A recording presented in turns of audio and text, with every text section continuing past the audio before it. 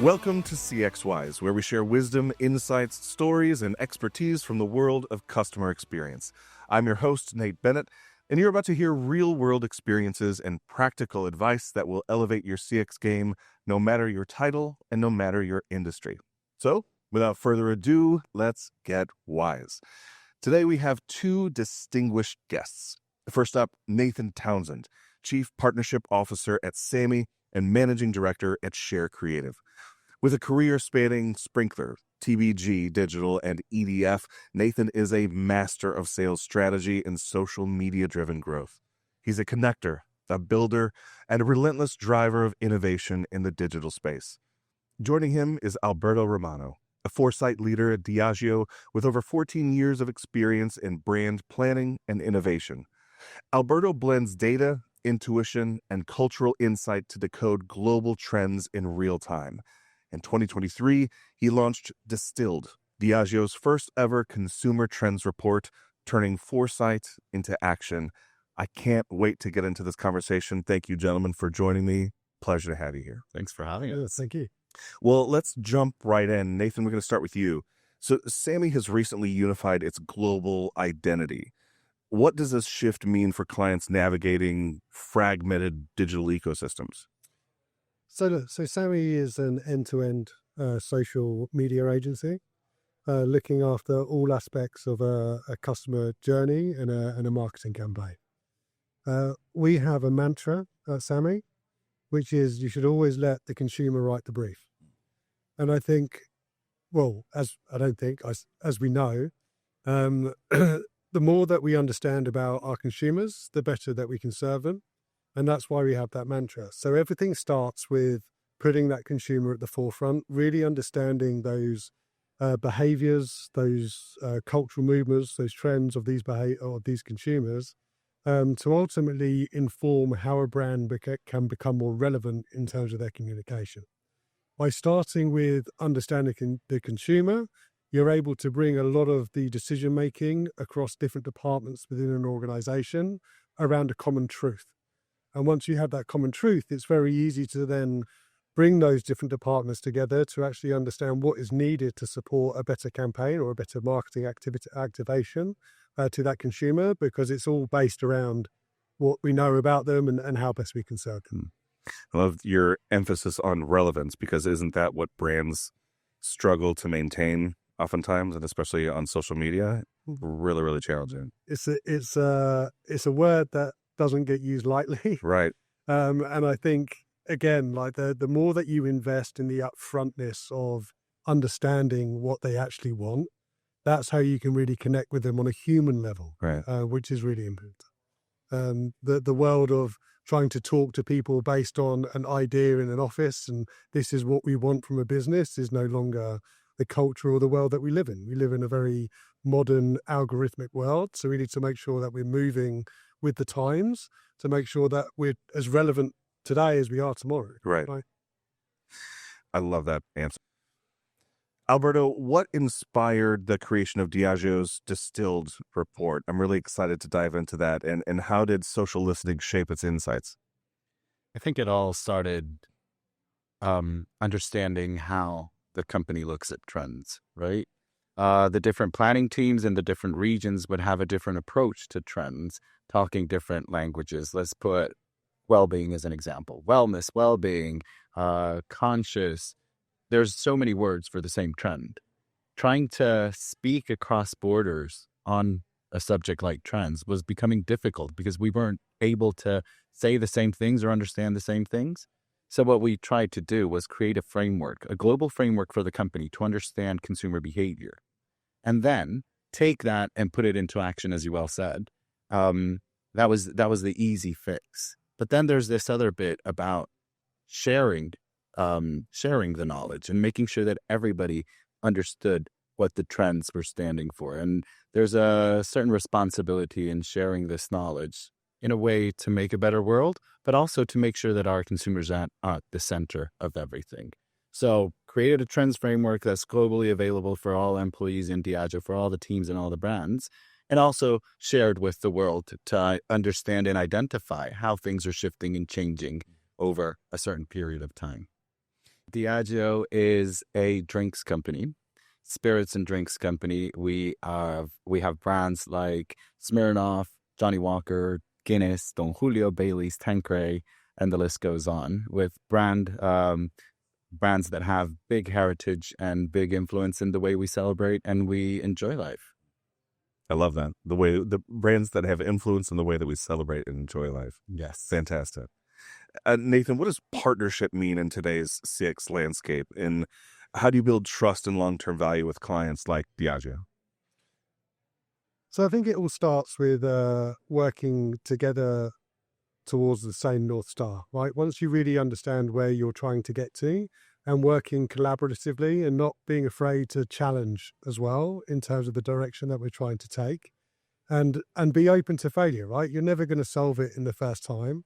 And I think we went through quite a few iterations of the Foresight system, testing things out, trying to prove the right way to go that's going to add the most value. And I think with that becomes trust, right? It's trusting each other that we're always trying to push into the unknown almost, to try and deliver the best results possible for whatever the delivery is, in this case Foresight. But in any delivery, we need to make sure that we feel comfortable that we're all moving in that right direction to trying to achieve ultimately our common goals. Speaking of partnership, Alberto, you, Diageo, and SAMY have been working together since 2021. Yep. Right. What makes this partnership so successful from a foresight and execution standpoint? This is a great question, and the answer is simple. Just as Nathan said, it's all about trial and error. But you can't be mistaken when listening to consumers. You're going to be listening to all these different things. The trial and error comes in the ways we listen and surface all these insights.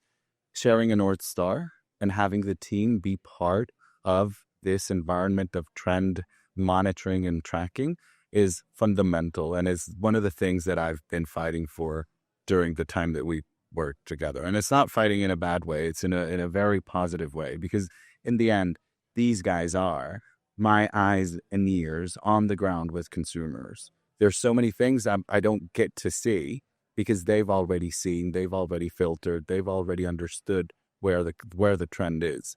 So we've become a very big team, an expanded team that allows us to have people on the ground. By on the ground, I'm talking about the social conversations happening online, and then being able to identify and say, this is relevant. This is something that needs to go back up. So we've created a team that is very fluent in trends, very fluent in the Diageo framework of trends. And that is just magic. My mom calls me the nosiest person on earth listening to all these conversations. And I've got a team of very nosy people listening to all this stuff that's happening. So it's a great combination when you've got people who know what you're looking for and are there to see all these conversations. That's great. Nosy for a purpose. Nosy for a purpose. Right. It's a very good purpose. It's not nefarious at all. No.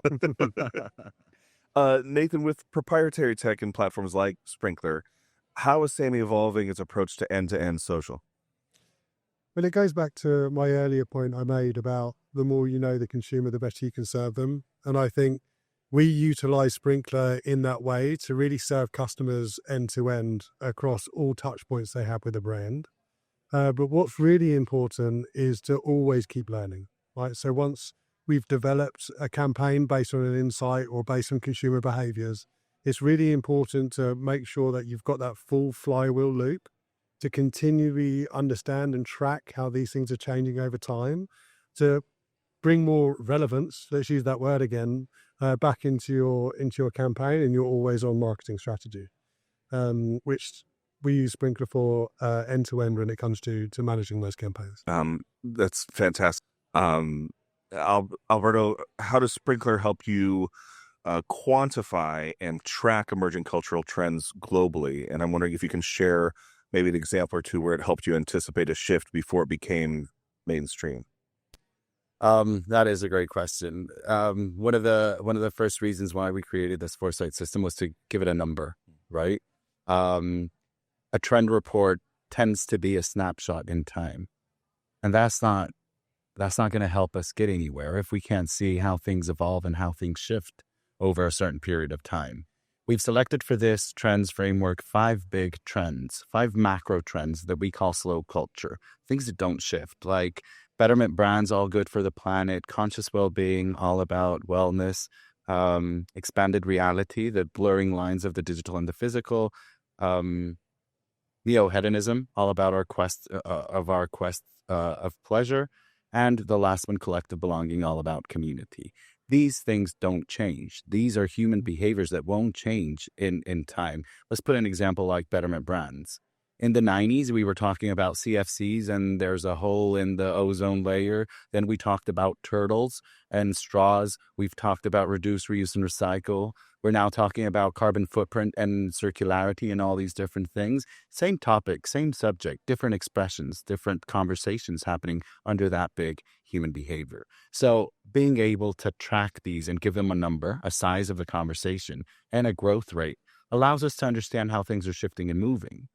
An example, Neo-Hedonism, all about our quest for pleasure, has grown 48% in the last year. Year over year, there's a 48% growth of people talking about how we enjoy life and how we look for these good things that bring us joy.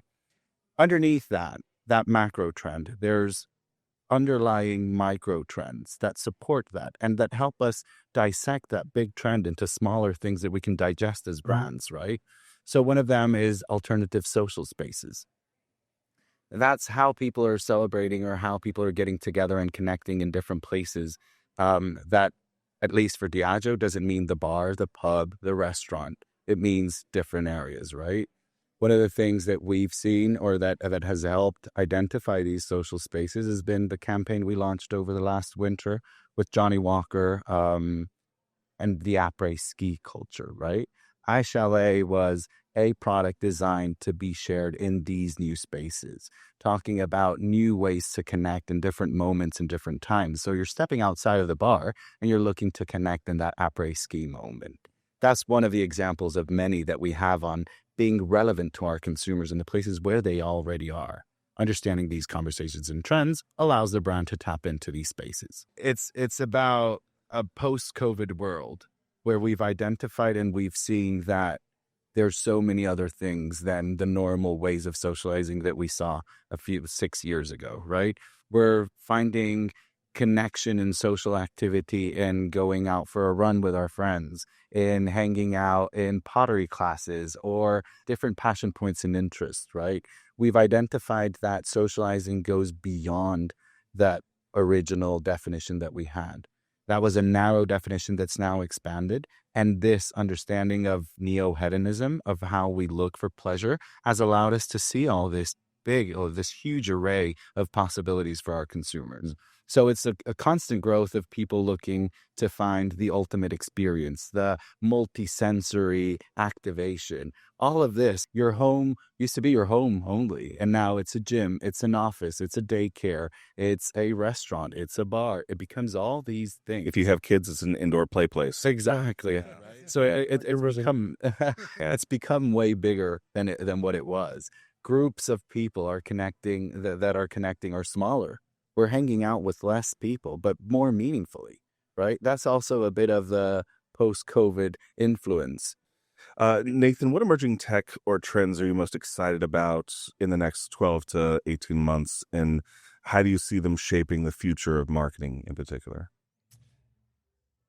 What we're seeing quite a lot at the moment, and what I believe to be the next big thing, if it isn't already a thing, is commerce. Right? The way that brands can now turn social channels into an ROI for their business is booming.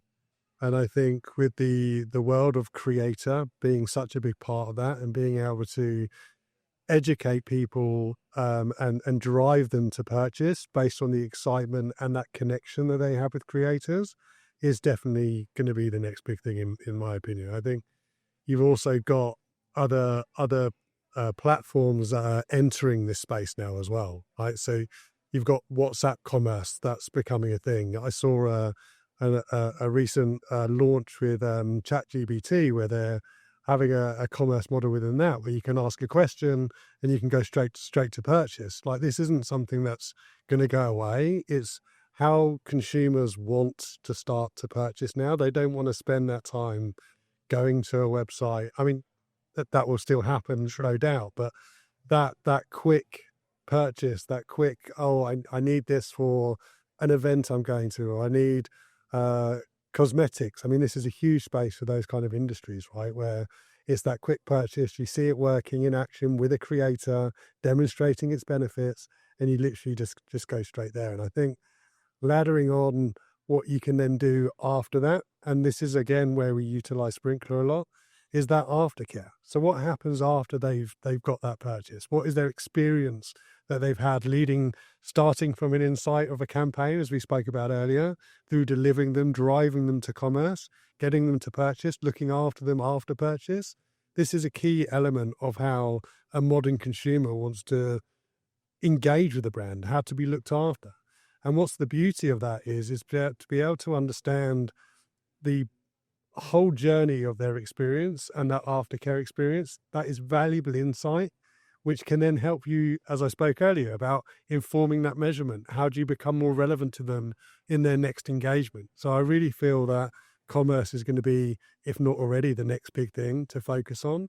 And having that full end-to-end understanding of a consumer across their journey is, for me, that tangible insight, that tangible consumer behaviors that you can track all the way through, which is going to inform much more human first approaches to how any brand can action a marketing or a campaign in the future.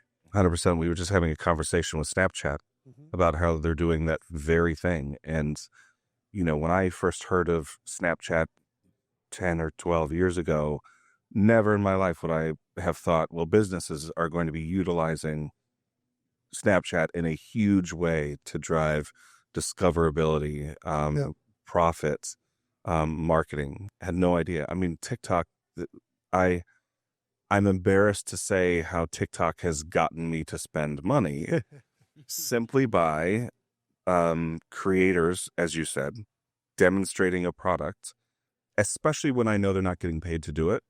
There's a number of creators that are just like, hey, I'm not getting paid. I bought this with my own money. Not getting any commission out of it. I'm going to show you, does this work or not? Man, I'm a sucker for that. It's the new way consumers learn. Yeah. Right? It's a complete change in the game. Right? Consumers are learning and educating themselves by watching creators and how they live their lives, how they use their project. They aspire to be very similar, right? Yeah. And it's that it's a very old terminology, but that mirroring factor, right?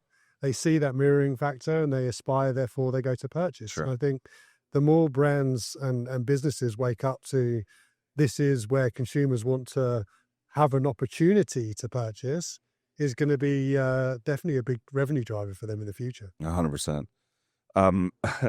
Alberto, you describe yourself as an idea sparker, and I love that.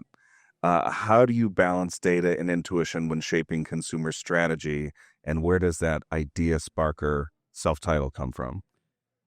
It comes from, I can't really pinpoint the exact moment, but I've always been the one in the group who goes, what if? Yeah. What if we do this? And what if that? And what if this and the other?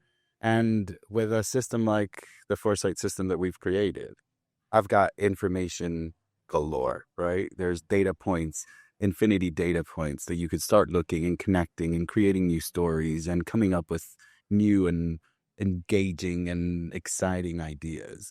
When you have data to back the crazy, it's the possibilities are endless. Data right? to back the crazy. Exactly. So it's a combination of art and science, because then you have the experience of working with these brands for a number of years, the experience of understanding our consumers, and intuition is something that you won't get out of an LLM, or is something that you won't get a machine to do.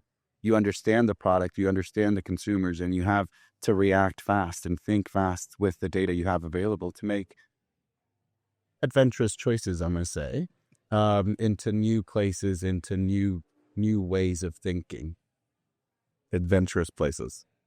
I mean, it's a world of possibilities right now, right? Oh man, I love it. Data to back the crazy. Nathan, how do you see the role of social intelligence evolving and shaping customer experience strategies? It already is in many cases. I mean, look at the work that we do with Diageo, right? If brands aren't leveraging voice of consumer, then they're not playing in the modern world. We're seeing more and more brands creating departments focusing solely on insight, solely on voice of consumer, solely on this whole topic, right? And if they're not, they're going to be the next blockbuster, in my opinion, when it comes to not being relevant, right? And as soon as you lose relevancy, you lose a customer. So yeah, it's if not your entire business. Exactly. Yeah. Hence the blockbuster reference, right? It's just if you're not in the modern world and you're not playing and understanding your customers and speaking to them how they want to be spoken to, when they want to be spoken to, where they want to be spoken to, with what kind of content they it inspires them, then you've lost it. And that all goes back to the basis of intelligence, right? So yeah. I was just speaking to a guest on the podcast who talked about it's no longer omni-channel, it's opti-channel, the optimum channel where customers are, where they want to be. It's not necessarily about being everywhere. No. It's about being on the right one at the right time for the right customer. And it's also about building the right strategy to talk to audiences and where they want to play, right? Like not one audience is the same. So ensuring that you've got a multiple audience segmentation and strategy to ensure that you're able to be relevant to those different audience subsets and not alienate another audience is also really important. But again, it goes back to that premise. The more you understand and the more that you know about the customers, the better you're able to serve them. And again, then becoming relevant and ultimately making brands matter to humans. Yeah, 100%. Alberto, what does it truly mean to put consumers and culture at the heart of a brand strategy, not just in theory, but in practice? I think it's all about understanding that, first of all, we are consumers ourselves, right? And we're not a target demographic. We're not a gender. We're not an age. That's not anymore how we see brands, right? We're looking at that whole ecosystem that influences our consumers' lives, our lives, right? So putting the brands or putting the consumer at the center of everything we do and culture embedded in culture allows us to create more seamless activations, right? And what I mean by this is we are going to be where the consumer already is. We're not forcing our consumer to buy our products. We're getting into the same place, in the same arena where they're playing. And there's a nice combination of things because we do listen to consumers and act upon those insights to create new things. But it's also our responsibility and our magic to create things that consumers will want, understanding where they are and what they're doing and how they're seeing things, offering new possibilities, the crazies that I was talking about a while ago. It's how you start taking them to new places, to new adventures, to new things with your brands that you weren't thinking of before or that weren't naturally, like Johnny Walker and ski. Well, that's not an easy place to get there. But when you understand that we're having great parties and we're enjoying ourselves after a day of skiing and you want a premium thing to drink and you want a premium environment, that's where you tap into things and that's where you jump on board. But co-creating with consumers is ultimately the way that we want to do things. And Nathan was saying it at the beginning. How do we understand our consumer, understand our brands, and create a new place to play? I love that. A new place to play. What are some other examples of new places to play? I was wondering, years ago, Starbucks created the concept of the third place. It wasn't work, it wasn't home, it was the third place. And so they invested a lot of, at that time, a lot of time and energy into creating a space that smelled good, sounded good, was comfortable. They were using a lot of ceramic cups at that time. It made you feel a certain kind of way. A very like Friends coffee shop sort of vibe. But now these new places to play, I'm wondering what are some other examples of that? I'm going to come back to the Foresight system. And one of the things that's beautiful about the system is that we've set it up in English, Spanish, and Mandarin Chinese, listening to 53% of the conversations online. As we speak, the team is adding 6 new languages that are going to take us to 75% of the online conversation. So that's listening to all the cultural nuance that's happening around celebration. And let's say the third space, the way people are celebrating in their local shops in Africa and hanging out outside of the shop is completely different than the pub culture we see in London, different than the way that people are doing sobremesa in Mexico, like hanging out after a meal. It's understanding those different things or those different moments that allow us to see there's richness in these third spaces. Starbucks probably didn't have an idea of what third spaces were going to become. And today, third space is all the magic. Think of music festivals, run clubs, coffee raves, morning parties. There's so many new things to look at and to look after that the possibilities, again, are endless. Yeah. And I don't know. Now, I'd rather be at a ski lodge with Johnny Walker than at a Starbucks with a latte right now. Yeah. But it's that time of day. So, That's true. This last question is to both of you. What advice would you give to CX and marketing leaders looking to embed foresight and social intelligence into their strategy? Nathan, you want to start? We go first. Talk to Alberto. That's just a good answer to any question. It is, yeah. But I mean, look, there's a lot of work that goes into it.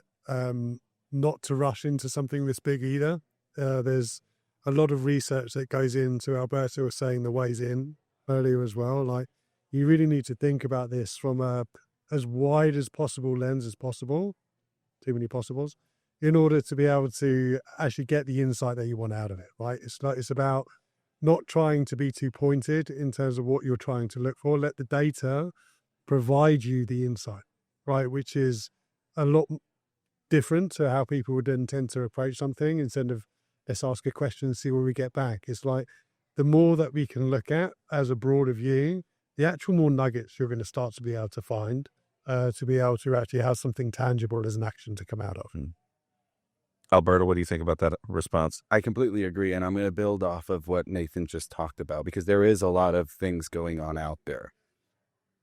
As brand owners, we can't forget the heritage, the spirit, the purpose behind our brands, right? This isn't trying to boil down the ocean, looking at everything and all the different conversations. It's finding those conversations, one, that are relevant to your brand, understanding what makes a perfect fit with, again, your purpose and your strategy, but also understanding the consumers and building together, right? So my big ask to people is stay relevant, listening to your consumer, but with your heart and with your brand in your heart, because then you'll find that perfect place to grow, to create, to build, to do way more things than just trying to, oh, this is hot on TikTok, this is hot on Insta, let's go after this, let's go quick and let's go fast.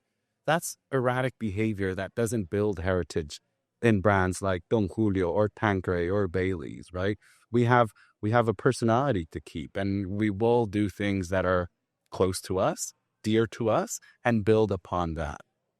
Yeah, and hot trends flame out very, very quickly. In days now. It's not even weeks. Talks about relevance and maintaining relevance. Don't follow a trend. And then if you allow me, like there's this bit where all those trends you're seeing on Insta, on TikTok, on these ephemeral fads can be brought back to these 5 big future drivers that we were talking about at the beginning. Thrift store challenge that I've been seeing popping up here and there comes back to that take care of the planet, reduce, reuse, and recycle kind of thing. All of these fast culture, ephemeral expressions of fads can be tied up to that big human behavior, right? So it's important to stay clear on those big behaviors, on the slow culture, and then do fun things with fast culture, but don't make it the heart of your strategy. Not the foundation. Exactly. And I love what you said about listen with your brand in your heart. Yeah. I think that's a great place to end. You guys, thank you so much. Nathan, Alberto, thank you. You've made us all a little bit CX wiser today. I really appreciate your insights and what you're doing It's really, really exciting stuff. And I appreciate you sharing it with us. Thank you so much for having us. Thanks, guys. Thank you. Appreciate you.